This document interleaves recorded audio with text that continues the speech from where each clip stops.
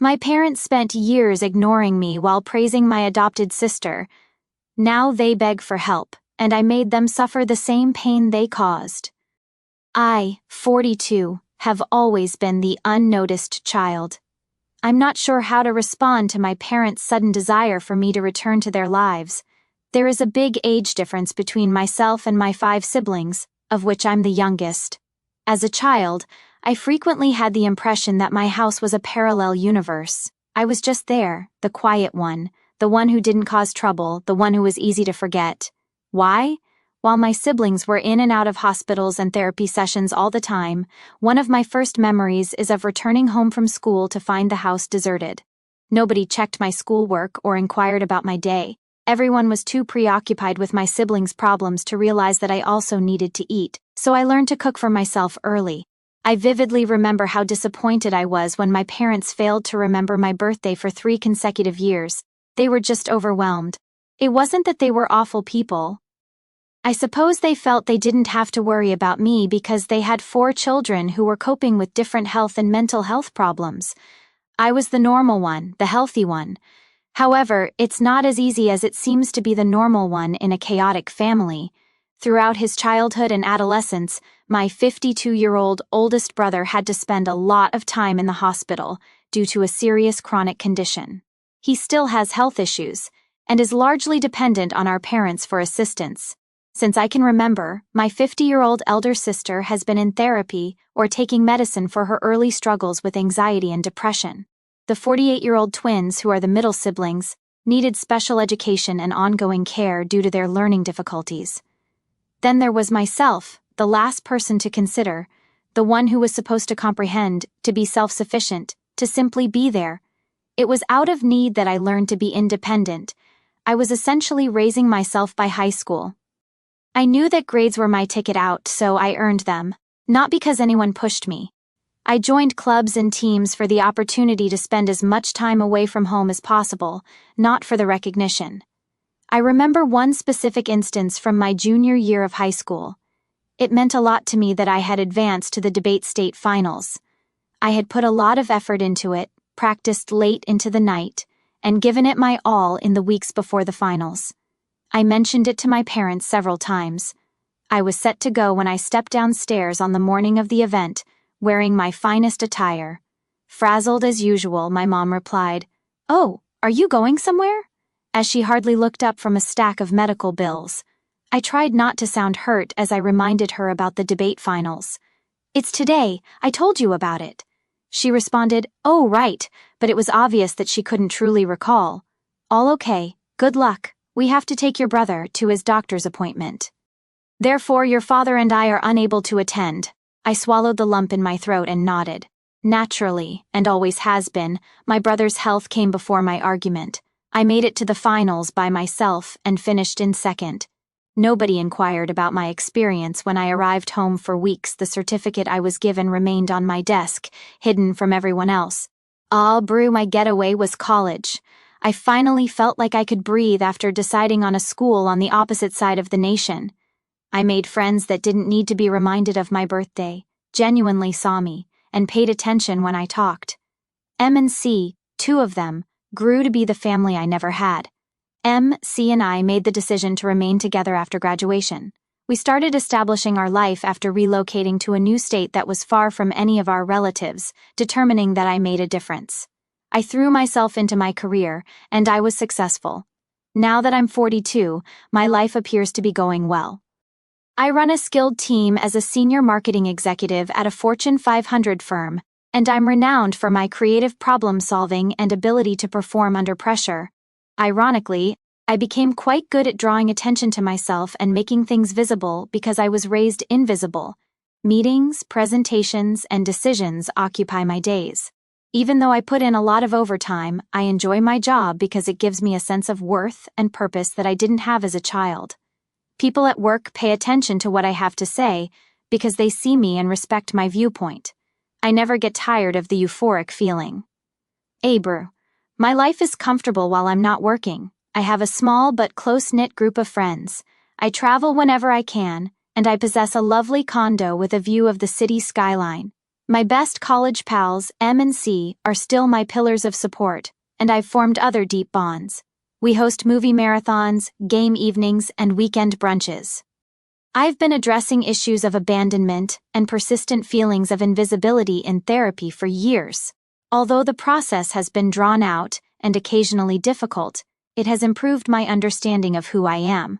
I've learned to respect myself, set limits, and quit looking to those who can't give me approval. My interactions with my family have been sparse for the past 20 years. Rare visits every few years, and infrequent phone calls on holidays. To shield myself from the hurt of their apathy, I kept them at arm's length rather than cutting them off entirely. Then, unexpectedly, my mother called last week. We hadn't spoken for more than a year, and our most recent contact had been a clumsy exchange of pleasantries, so I nearly didn't respond. But I had to pick it up for some reason.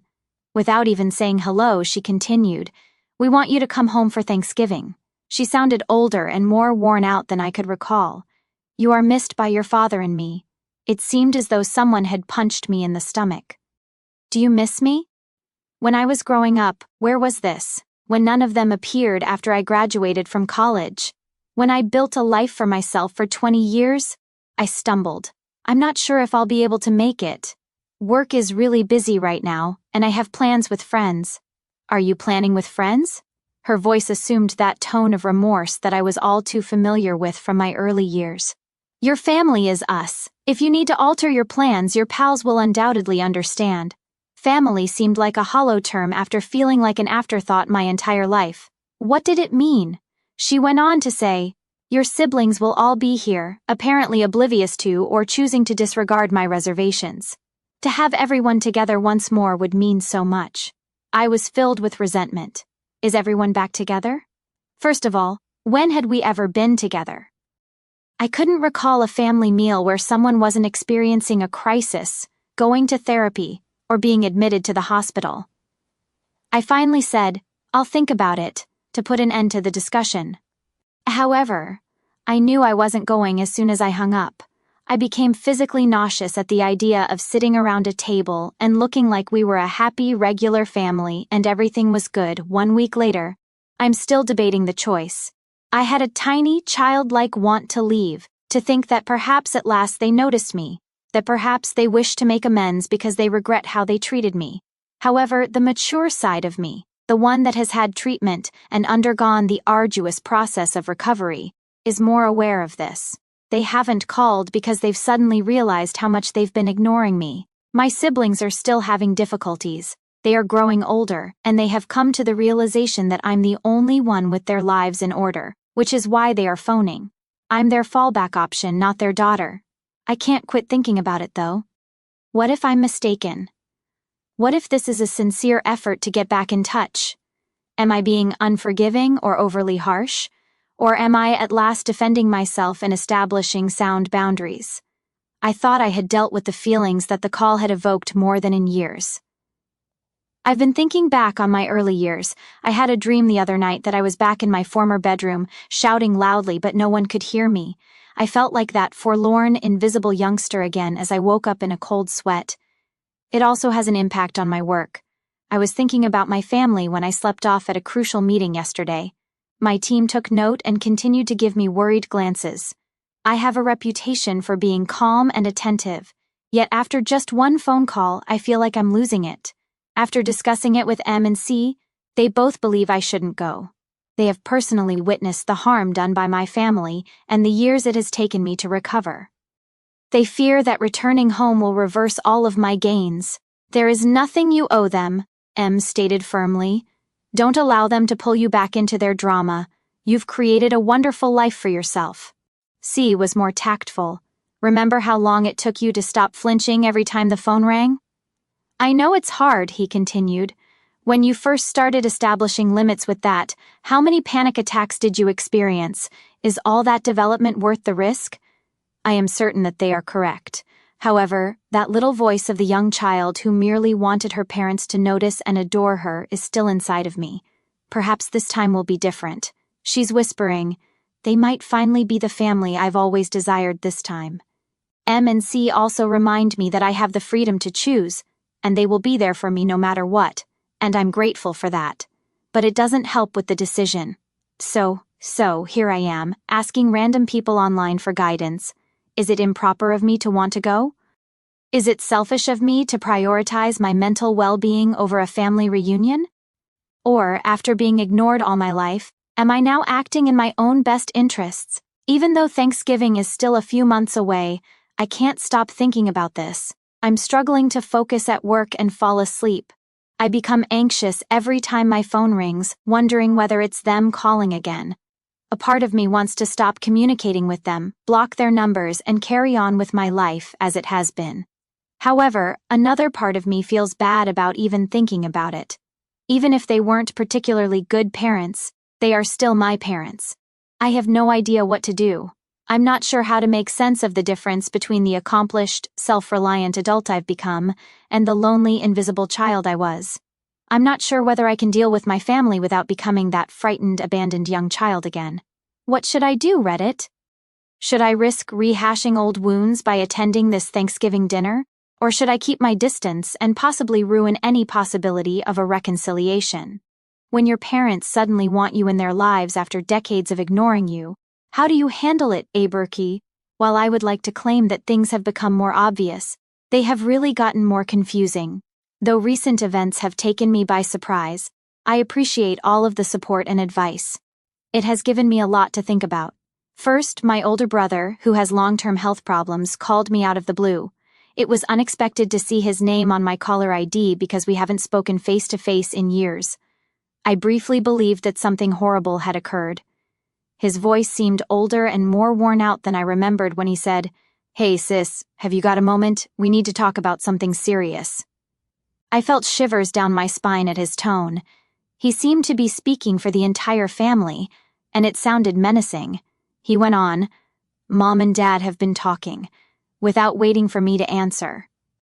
As they age, they are concerned about the future and who will look after things after they are gone. A knot started to form in my stomach. I hoped I was mistaken, but I had a feeling I knew where this was going. When they can no longer care for one of the boys, they want to appoint you as their legal guardian. The boys referred to our brothers who suffered from serious illnesses. It seemed as though someone had punched me in the stomach. Protector? Me, for most of my childhood, they barely acknowledged me as the invisible child. What? I choked out. Why me? Why now? My brother let out a deep sigh. Look, I realize this is a lot to ask, but you are the only one who is truly stable. Everyone else has their own problems. You've succeeded. You're in control of your life. They believe you to be the ideal option. What I was hearing was unbelievable. Suddenly, after years of being neglected and treated as an afterthought, I was given this enormous duty. It was like a horrible joke, and it felt unreal. Have they even considered asking me about this? With a voice trembling with rage and incredulity, I demanded, or were they just going to spring it on me at Thanksgiving? The person on the other end of the line paused for a while.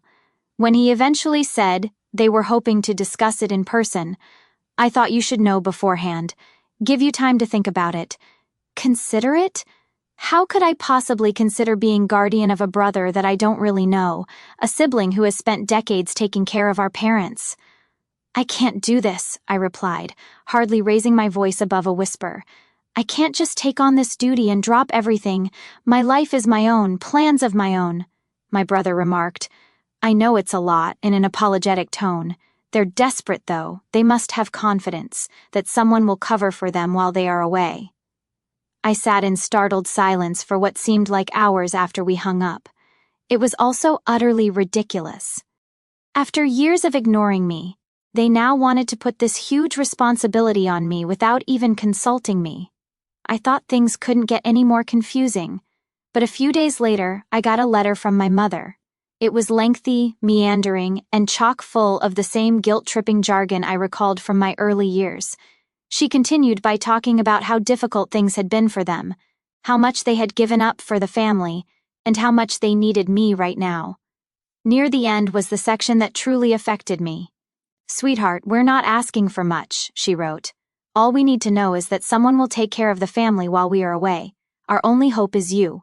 "Just hope?" I mean, how many times did I need them when I was growing up, feeling unwelcome and invisible? Where was there hope for me? Ever since I got that letter, I've been a complete disaster. I've struggled to focus at work and sleep. My group has observed. Meetings have had to be rescheduled because I simply cannot focus. Every part of my life is being impacted by this circumstance, and I detest it. They still have this control over me, and I detest it. For an urgent wine and venting session, I invited M and C over on my part. They were both indignant. "They can't do this to you," M exclaimed, her eyes glimmering with rage. "They cannot expect you to be their safety net after ignoring you for decades. It's unfair." C remained supportive but was more measured. He added softly, "You need to consider what's best for you, not what they desire or what's best for them. What would you like? What am I looking for?" It's a straightforward question, but I'm having a terrible time coming up with a response. A part of me, the young child who constantly sought her parents' favor, longs to say yes, and to be the decent daughter they never thought I was. However, the mature me, who has put a lot of effort into creating a life and identity apart from my family's shadow, is yelling no. I've devoted a significant portion of my life to proving my value to them, to being noticed, to being appreciated, and they want me to sacrifice everything now that I'm at last living a life where I'm respected and seen, to suspend my life to tidy up the mess they created. I become more irate the more I consider it. I'm not being asked to join the family. They want me to be their guardian and caregiver. They want a promise that their issues would be resolved when they leave, not a relationship with me. I've made up my mind after spending hours discussing it with M and C. I will not be attending Thanksgiving. I will not act as their guardian. I refuse to allow them to drag me back into the dysfunction from which I have so desperately fled. It won't be simple, I know. I'm aware that there will be emotional manipulation and guilt trips. However, I am also aware that I am worthy of better. I should be able to live the life I have created for myself without having to deal with their disregard and demands. I will give my brother a call back tomorrow to inform him of my choice. After that, I'll send a letter to my parents outlining my reasons for not attending Thanksgiving and my inability to fulfill their wishes for me to be their guardian. Even though I know it's the correct thing to do, it will be difficult. I'm afraid, I'm depressed, I'm pleased with myself for finally putting my needs first and putting my own health ahead of their expectations. Even if I still want things to be different, I feel like I've aged years in a matter of weeks since my last update, which was around a month ago. My family's predicament has escalated in unexpected ways, and I'm still in shock over all that has transpired. I want to start by saying thank you to everyone who left a comment on my previous post. During a very trying period, your guidance and encouragement meant the world to me. I heeded your advice, and when I needed it most, it gave me the courage to defend myself. I declined the position of guardian for my siblings and chose not to attend Thanksgiving, as I said in my previous update. After calling my brother to inform him of my choice, I wrote a letter to my parents outlining my justifications. For a time, at least, I believed that would be the end of it. I was mistaken. When I got home from work last week, my 70-year-old mother was waiting for me at the door. I was so shocked that I almost dropped my keys. She has never come to see me before, not even when I bought my condo, when I got my major promotion, or when I moved into my first apartment. But here she was, standing at my door as if she had every right to be there, looking older and more worn out than I remembered. "Mom," I said, barely raising my voice above a whisper. "What are you doing here?" She took a while to respond. She simply stared at me, her gaze sweeping across my face as if she had never seen me before. Perhaps she was. When she eventually stated, "We need to talk," her tone was forceful but gentle. "It's not good for your father, the physicians say." She trailed off, tears welling up in her eyes. I experienced a little twinge of guilt. I was unaware that my dad was ill. Then I realized that I hadn't known since they hadn't informed me, because unless they require anything from me, they never tell me anything. Aburkai. I inhaled deeply, bracing myself. "I'm sorry to hear that," I added, trying to sound impartial, "but I don't see what that has to do with me." My mom's eyes became wide with surprise. "He's your dad," she cried out. "How can you say that? Is he?" The venom in my voice surprised me as I shot back. When has he ever acted like a father to me? I briefly believed my mother might try to enter when she moved forward. I remained steadfast in the doorway, preventing her from entering. I wasn't going to give her access to my personal space or the life I had created for myself. Please, she begged, her voice adopting the guilty tone I so vividly recalled from my early years. You are necessary. I am unable to manage things on my own because your father is constantly in and out of the hospital. Your siblings. My siblings, I interrupted her. My siblings always, Mom. What about me? At what point did you need me for myself rather than what I could provide for everyone else? She gave me the impression that I had slapped her. That's not fair, she remarked. You have always been cherished by us. We have always supported you. I was unable to resist. I chuckled. The sound reverberated along the deserted corridor, loud and terrible. Are you there for me? When you forgot my birthdays? When did you miss my final debate? When did you not attend my graduation from college? Please let me know exactly when you were there for me, Mom. I briefly had a surge of gratification when my mother's face crumbled. She was at last experiencing a small portion of the suffering I had endured for years. She said, "We did the best we could," with a broken voice. You have no idea how it was to attempt to keep everyone alive and well. There was no time for it, I concluded for her, for me, for her. I wasn't ill, so you didn't have time for me, since I wasn't creating issues due to the fact that I was invisible. For a long time, the burden of decades of unsaid hurt hung between us as we stood there in quiet. When my mother eventually responded, "I'm sorry," I briefly thought she was telling the truth. That's not how we intended to make you feel. You are loved by us. You are necessary to us. Come home, please. Assist us. My eyes pricked with tears, but I blinked them away. My family has brought me enough tears. I can't, I stated firmly. I refuse to, Mom. I have a life of my own, one I created without you. I won't sacrifice that to serve as your contingency plan. Backup plan? She asked again, raising her voice. Do you believe this to be that? We are your family. I answered no, and even I was astonished by how definitive my voice sounded. You aren't. No longer. I decided to choose my family, my friends who have helped me, who have stood by me, who have seen me when you had no desire to look.